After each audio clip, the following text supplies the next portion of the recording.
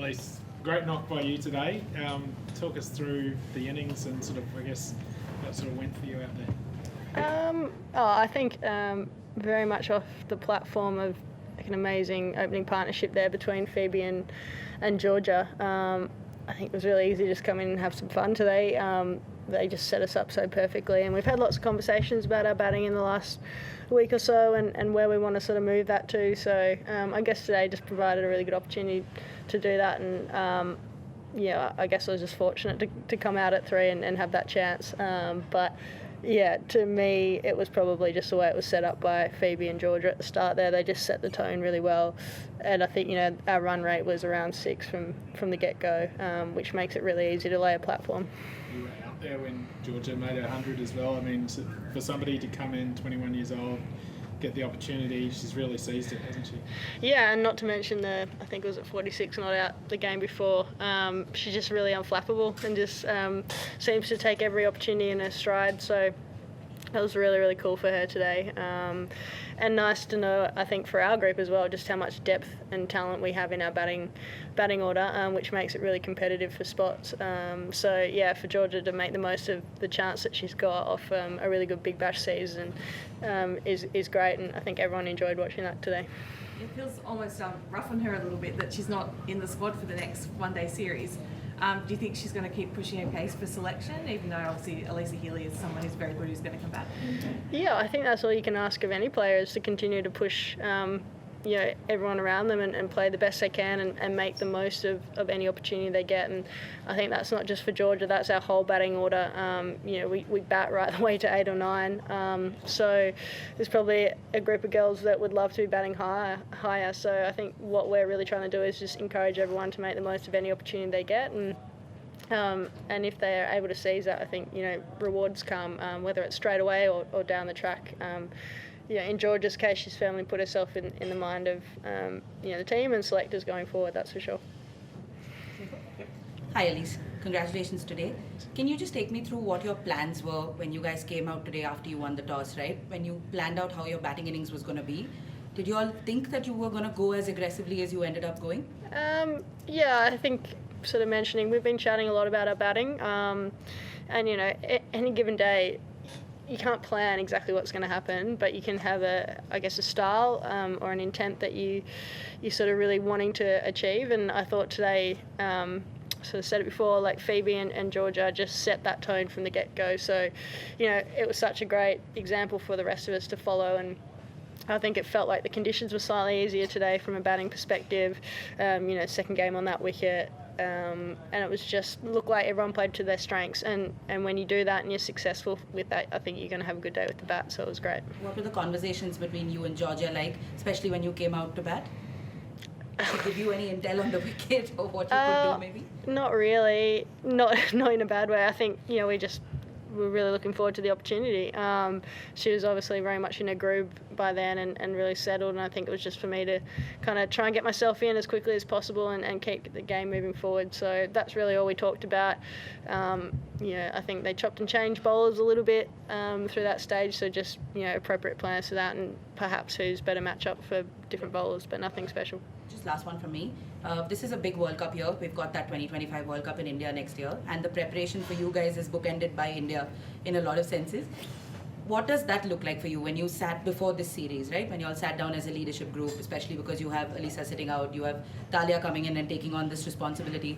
How do you cotton wool her, first of all, as seniors? How do you all help her out? And what have your conversations been just preparing for the next 12 months ahead? Well, I think firstly on Talia, she doesn't need any cotton wooling. She's a brilliant leader. She steps into any role that the team asks her to do, and she's been brilliant.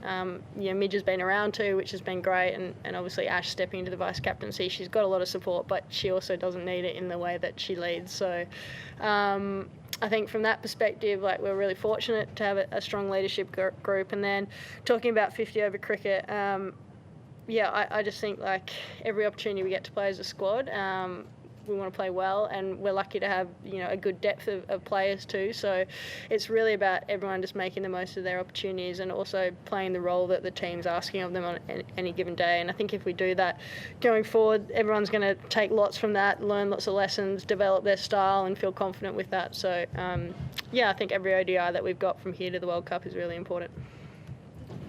Hi. So, hi Ellyse. What was your plan for Richa's wicket? Because she was quite looking very aggressive. How did she get out in the end?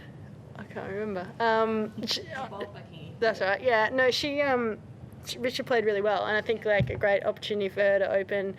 Even just given the total that they were chasing, I thought that was a really positive move for her to go up there when the opportunity presented. So, look, she played really well. I think she's a great batter. We've seen what she can do in the last 12 or 24 months. I've also had the pleasure of playing with her at RCB, and she's a really dynamic player. So I think for us today, we were really lucky we had scoreboard pressure on our side, and we knew if we kept challenging enough on a fourth innings on that wicket, there'd be enough opportunity there. So yeah, I think no specific plan, but just we had to bowl well, and eventually we got a wicket, but I thought she batted really well. Many congratulations, Ellyse. Not a great day for Indian teams in Australia today. Okay. Were you looking at the score updates from Adelaide?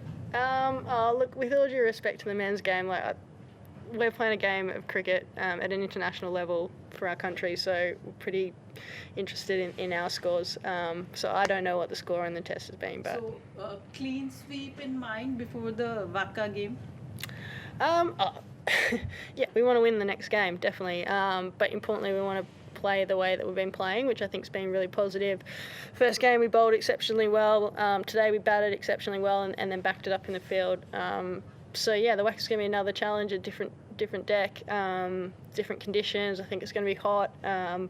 So yeah, another great opportunity for us as a group, but we're playing a very good Indian side with a lot of quality in there. I think you saw some of the partnerships today from the girls. Like, they're hard to break when they get in. So yeah, it'll be a great test for us. I think I might know where you'll answer this one, but like, you broke a few records along the way today. You took one off Kingy with 6 sixes. I think you have 5 sixes is the record for most in an innings by an Australian in an ODI. Yeah. And, you passed 4,000 ODI runs and stuff like that. Do things like that matter to you, or I know you've done these sort of things throughout your career? I reckon Kingy did that in about a third of the balls. So, look, not particularly, because I think just the experience and opportunity to be out there with the team, and I don't think we really know what's possible yet as a group, and so just want to be there to contribute in any way that sort of pops up. And today, I got a bit of time out in the middle, but yeah, as I said, I think just like the whole general feel amongst the group is that we're really trying to strive for something new here, and that's motivating in itself for sure. Last one, LJ. Yeah, you just talked about the striving for something new. Can you just elaborate a little bit more on what that looks like and how important this is going to be in going into a one-day World Cup year? I don't know what it looks like. I don't think anyone does, because I guess that's the point. Like, we're just trying to play as positive as we can, make the most of the incredible depth that we've got in our team, and just look to keep pushing ourselves. I don't know what that looks like. I don't think anyone does, but I guess that's the point of trying to find out. Cool. Time for a follow-up just on that.